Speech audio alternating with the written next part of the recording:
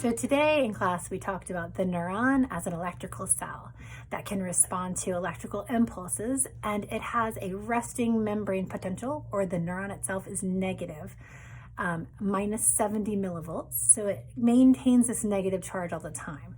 And we're going to go into next time talking about how the action potential, or the way that it actually sends a message, is generated. And they figured all this out through giant axons that are located in squid. So these experiments were done by these guys, Hodgkins and Huxley, back in the 1950s.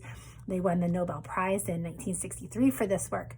Very cool observation that if they just record from these giant axons, that they were able to see that not only was the membrane resting potential negative, but also they were able to see the very cool things that happened when they stimulated it with mild electricity.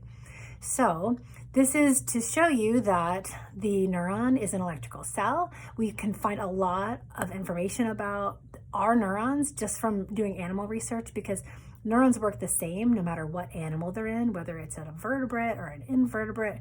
They all follow the same general principles. That resting membrane potential is always minus 70 millivolts, no matter the species. They use the same ions that travel back and forth across the membrane every time there is a stimulus that results in some kind of an action. So easily translatable. And in terms of parenting, this is the nuts and bolts, the building blocks. Like, it's not enough to know just what it looks like, and that you have one side that takes in information and the other side that gives off information or sends the message on. But we all seem to know a little bit about how it works. And the brain cells, the neurons, are one of two electrical cells in our body, the other one being muscles. And the way that they can kind of propagate this down these axons at these really, really rapid rates is kind of amazing. So in our bodies, we've got about 93,000 miles worth. That's like 150,000 kilometers worth of axons in our brains and in our spinal cord and our neurons. It's so intricate, these pathways. And the building blocks of these, then if we understand them, we're able to use this pathway, use these things in a way that makes a lot of sense for us as parents. So that is kind of where we're at today in the class. And my biggest kind of letdown for this past week was that I did not get to go in the trapeze. So she just couldn't really handle going. So we canceled, and I was sad.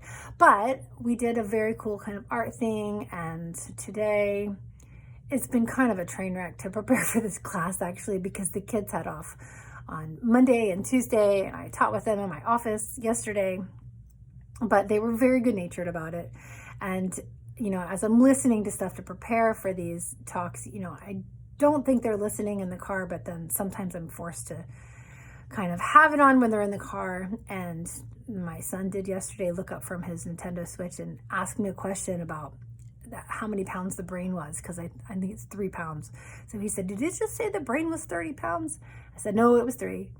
So it's cool to see them kind of engaged, even though they're not engaged. It is interesting how kids kind of pick up what's around them, and that becomes their norm.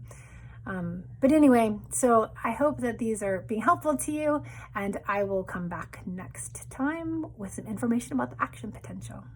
Bye.